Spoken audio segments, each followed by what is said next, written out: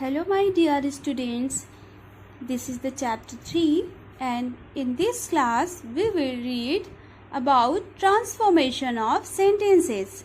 Transformation means changement. Sentences को हम कैसे change करते हैं? A sentence can be changed from one kind to another without changing its meaning. Let us study more about transforming sentences. एक sentence को हम कई काइंड्स में चेंज कर सकते हैं विदाउट चेंजिंग इट्स मीनिंग. इसका मीनिंग चेंज किए बिना हम सेंटेंस को इसके और भी काइंड्स में चेंज कर सकते हैं. As you know, a sentence has 4 kinds. How many kinds sentence has? 4 kinds. Which are they? First is assertive, means declarative. Second is interrogative. Third is imperative. And fourth is exclamatory. So here we will know that how to change sentences into its kind. जैसे कि declarative sentence है तो आप declarative sentence को exclamatory में कैसे change करेंगे we will know in this video. An exclamatory sentence can be changed into a declarative sentence and vice versa. For example, what an amazing scenery it is. It is ये hide है आपका यहाँ पर. what an amazing scenery. You know well that exclamatory sentence shows an sudden emotion, sudden feeling. जैसे कि आप किसी amazing scenery को देखते हैं, that is a very beautiful देख करके आप सीनरी को आपके जो एक्सप्रेशन आएंगे वो क्या आएंगे? Wow, what an amazing scenery, कितनी ब्यूटीफुल सीनरी है. तो इट इज एक्सक्लेमेटरी सेंटेंस और इसमें इट इज का यूज हाइड होता है. What an amazing scenery it is. So यहाँ पे इट इज आपको ये इमेजिन करना है कि यहाँ पर इट इज सीनरी के लिए यूज हुआ है. तो जब इसको हम डिक्लेरेटिव सेंटेंस में चेंज करेंगे तो हमें एक्सक्लेमेशन मार्क हटाना होगा यहाँ से और इट इज को पहले कर देना है. It is an amazing scenery. So ये एक स्टेटमेंट में चेंज हो गया है. एक्सक्लेमेटरी सेंटेंस अब ये नहीं है. Next is how beautiful she is. वो कितनी ब्यूटीफुल है. किसी को आप ब्यूटी वुमन को देखते हैं तो आप ये बोलते हैं ना हाउ ब्यूटीफुल शी इज, या किसी गर्ल को देखा. सो इसको स्टेटमेंट में कैसे चेंज करेंगे डिक्लेरेटिव या असर्टिव सेंटेंस में? She is very beautiful. यहाँ पर हमने subject, helping verb and object add किया है. नेक्स्ट देखते हैं from declarative to interrogative sentence. Declarative sentence से हम इंट्रोगेटिव सेंटेंस कैसे फॉर्म करेंगे? A declarative sentence can be changed into an interrogative sentence by putting the verb before the subject. Declarative sentence को जब हम interrogative में change करते हैं तो firstly we have to use the helping verb before the subject. You know what is the helping verb? Helping verb is, am, are, has, have, did, do, does. These are helping verb. तो helping verb को हमें subject से पहले place करना होता है. So you can look here. She is very kind. This is a declarative sentence. ये statement है, इसमें कोई भी question नहीं ask किया जा रहा है, कोई भी command या request नहीं की जा रही. This is a statement, means declarative sentence. So हम इसे interrogative में कैसे form करेंगे? सबसे पहले हमें is और not का use करना होगा. So is क्या है? Helping verb. So we will place is before the subject. Is and not. Isn't she very kind? Isn't helping verb, then subject she, then the other. I am in class 5. Declarative sentence is this and we have to change the interrogative like this. Aren't I in class 5? When a declarative sentence has 2 verbs, one helping and one main, it can be changed into an interrogative sentence by putting the subject between the 2 verbs. जब किसी declarative sentence में 2 verbs होती हैं, like helping verb, has, is, am, और एक main verb. Main verb means कोई भी अब वर्क जो आप एक्शन करते हो, mental action, physical action, any types of action you do. अगर दो वर्ब्स हैं, एक हेल्पिंग वर्ब है एक मेन वर्ब्स, तो हमें दोनों के बीच में प्लेस करना होता है सब्जेक्ट को। She has finished her homework, ये डिक्लेरेटिव है, इसको इंट्रोगेटिव में ऐसे चेंज करेंगे, hasn't she finished, has not, has के साथ नॉट का यूज़ करेंगे जब असर्टिव सेंटेंस को इंट्रोगेटिव बनाएंगे, तो नॉट का use is compulsory. Hasn't she finished her homework, इससे क्या होगा कि इसका मीनिंग चेंज नहीं होगा, सिर्फ इसके काइंड चेंज हो जाएंगे। डिक्लेरेटिव से ये इंट्रोगेटिव में चेंज हो जाएगा, बट इसका मीनिंग चेंज नहीं होगा।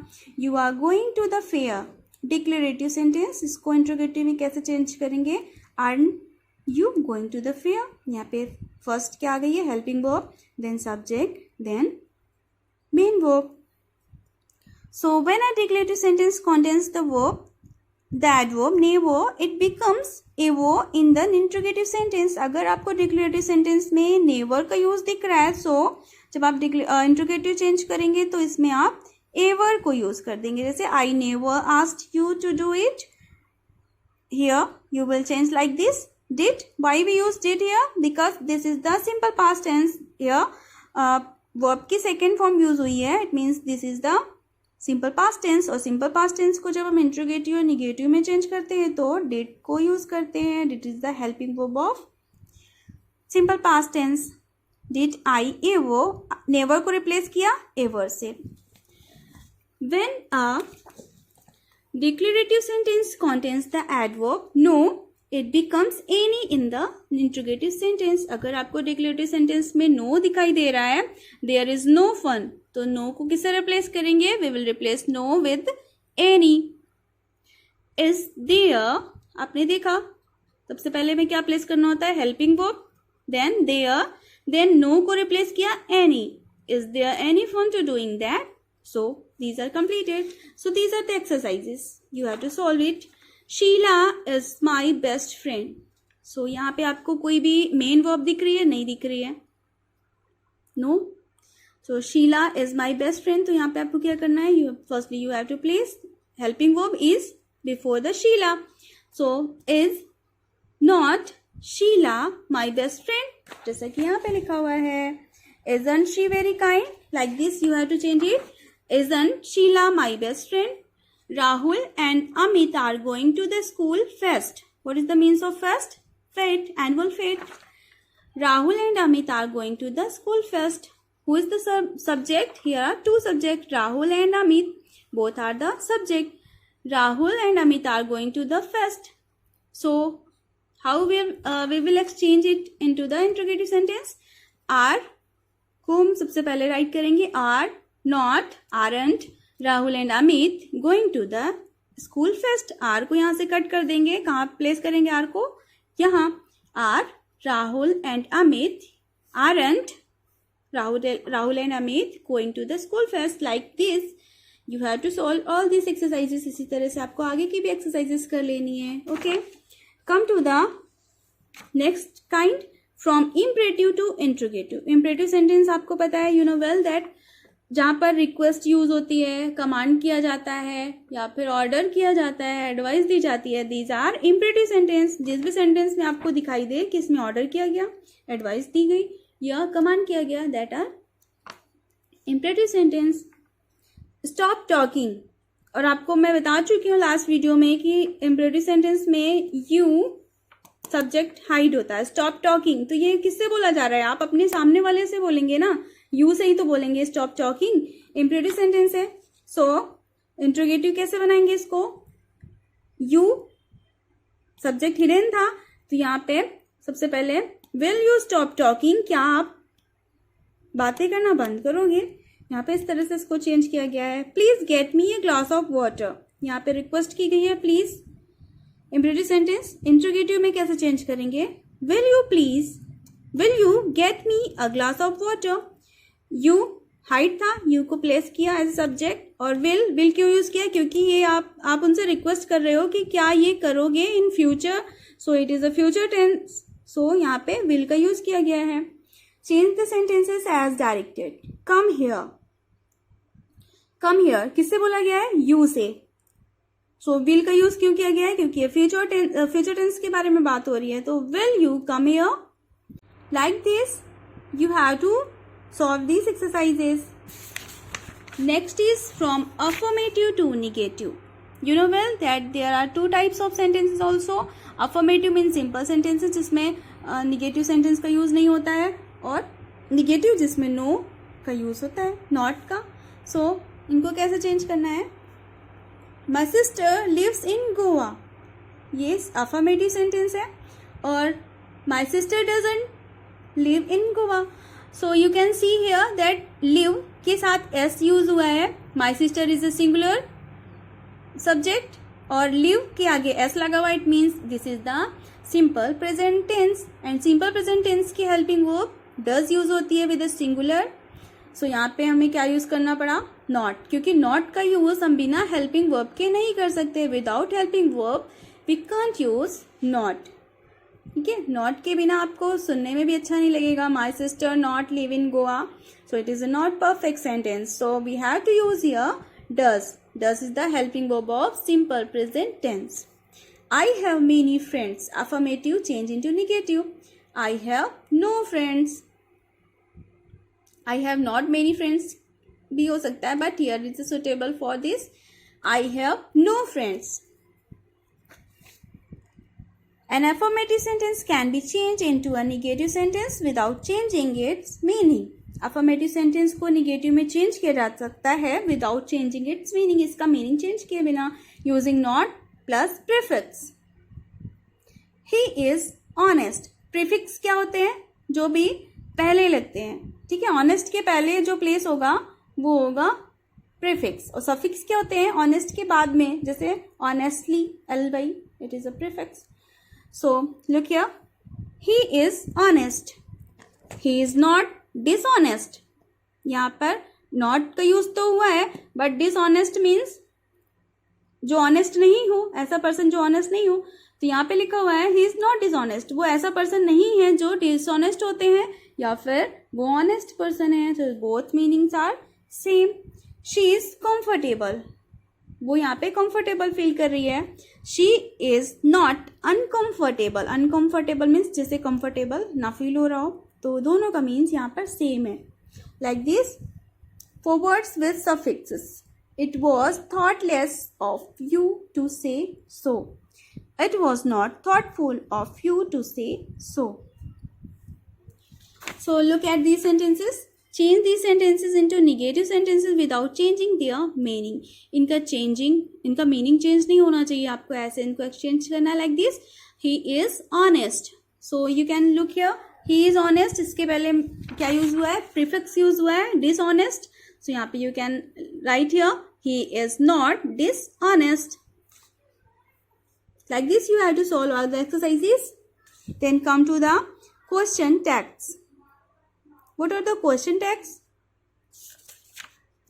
Question tags means a declarative sentence can also be changed into an interrogative sentences by adding a short question at the end.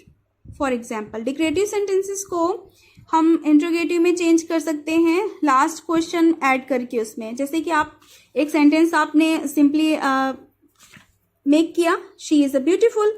तो अब इसके लास्ट में हम एक छोटा सा इंट्रोगेटिव सेंटेंस ऐड कर देंगे, जिससे कि ये क्वेश्चन में चेंज हो जाएगा. मीन्स एक स्टेटमेंट और एक इंट्रोगेटिव सेंटेंस, एक असर्टिव सेंटेंस और एक इंट्रोगेटिव सेंटेंस, बोथ एक में जब हम यूज करते हैं तो वो क्वेश्चन टैग कहलाता है.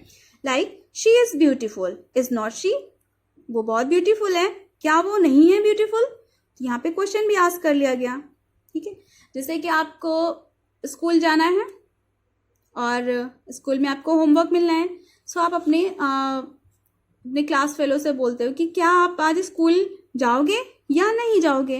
मीन्स एक स्टेटमेंट और एक question mark. The short question that we put at the end of the sentence are called tag questions. Tag questions contain a helping verb and a subject pronoun.